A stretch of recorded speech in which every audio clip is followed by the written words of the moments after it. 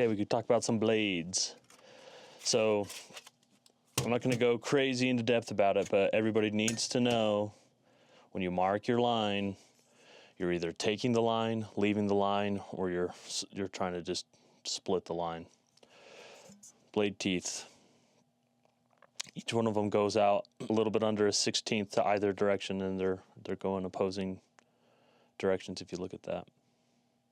For all of you people who are really into this stuff, when you cut a piece of wood and this amount of the blade is taken, so let's say, a blade width, etc., the part that's taken between the wood is called the kerf.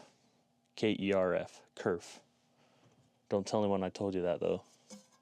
It's top secret. Okay, so these blades are nice and new, so it's really easy to tell. This is a 10-inch blade. It's got 60 teeth, and they would consider this a fine finish blade. The different amount of teeth depends on what you're cutting, what your budget is. There's a whole bunch of stuff that goes into it. So we're going to keep it light. This one's a 12-inch, 44-tooth general purpose blade.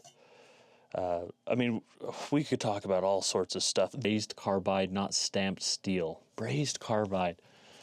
Okay, just what I want out of a saw blade.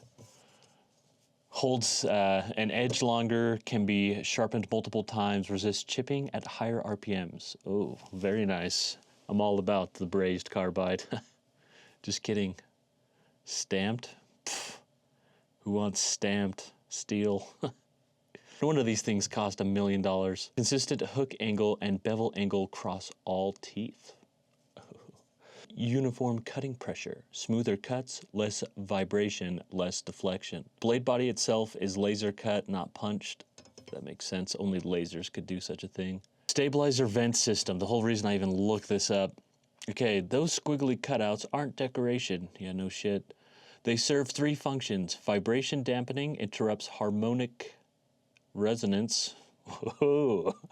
Whatever you do, do not let your blades harmonize. The government doesn't want you to. Reduces blade singing and chatter. Fair enough.